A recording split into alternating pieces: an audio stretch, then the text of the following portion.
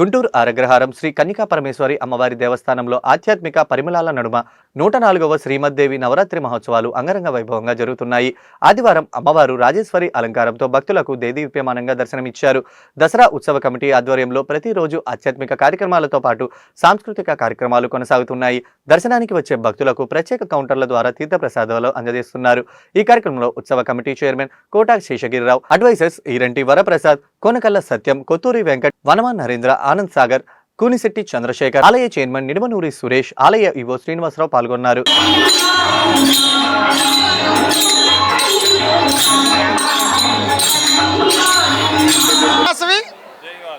శ్రీ వాసవి కన్యకా పరమేశ్వర అమ్మవారి దేవస్థానం ఈరోజు అమ్మవారు రాజరాజేశ్వరి దేవి అలంకారంతో భక్తుల్ని అలంకరిస్తున్నారు. భక్తులు రోజు రోజుకి విపరీతంగా గుడికి వస్తున్నారు. పుష్పయాగం కూడా చాలా అద్భుతంగా జరిగింది. పుష్పసేన అలంకారం ఈరోజు రాజరాజేశ్వరి దేవి అలంకారం ఆదివారం వచ్చింది. ఉదయం నుంచే భక్తులు ఆలయానికి విశేషంగా వస్తున్నారు. స్పందన చాలా అద్భుతంగా ఉంది. ఈరోజు అమ్మవారు ఆశీస్సులు అందుకోవాల్సిందిగా కోరుతున్నాము. అలాగే రేపు సరస్వతీదేవి అలంకారం, మూల నక్షత్రం, అమ్మవారి పుట్టినరోజు. సుమారు 50-60 మంది గుడికి విచ్చేస్తారని ఒక అంచనా ఉంది.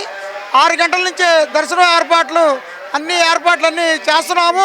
భక్తులందరూ రేపు పెందలకాడ వచ్చి అమ్మవారిని దర్శించుకొని అమ్మవారి ఆశీస్సులు పొంది అమ్మవారి కృపా కటాక్షాలు పొందవలసిందిగా కోరుతున్నాము. అందరికీ నమస్కారం. కన్యకా పరమేశ్వరి అమ్మవారి దేవస్థానం ఆరాగ్రహారంలో గల దేవస్థానంలో శ్రీ 104వ శ్రీ మద్దేవి నవరాత్రి ఉత్సవాలు ఘనంగా జరుగుతూ ఉన్నాయి.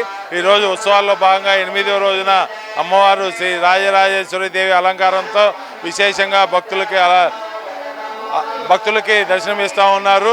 ఇప్పుడు పొద్దున ఇవాళ ఆదివారం కావడం వల్ల వేలాది మందిగా భక్తులు వచ్చి అమ్మవారిని దర్శించుకొని అమ్మవారి ఆశీస్సులు తీసుకుంటూ ఉన్నారు. అట్లాగే ఉదయం మన స్థానిక శాసనసభ్యులు శ్రీ గల్లా మాధవి గారు కూడా కుటుంబ సమేతంగా వచ్చి వారు కూడా అమ్మవారిని దర్శించుకొని అమ్మవారి ఆశీస్సులు తీసుకున్నారు. అట్లాగే రేపు అమ్మవారి పుట్టినరోజున మూలా నక్షత్రం రోజున బాగా ఘనంగా ఉత్సవాలు జరుగుతాయి.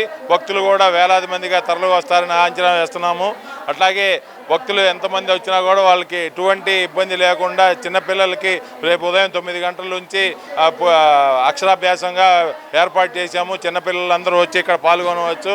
అట్లాగే ఎంతమంది భక్తులు వచ్చినా కానీ క్యూ లైన్లో కూడా వాళ్ళకి ఇబ్బంది లేకుండా మంచినీళ్ళు, మజ్జిగ ప్యాకెట్లు, అట్లాగే వారికి ఏదైనా ఇబ్బంది అయితే డాక్టర్ల బృందం, అట్లాగే మధ్యాహ్నం భోజన సదుపాయాలు కూడా ఏర్పాటు చేశాము.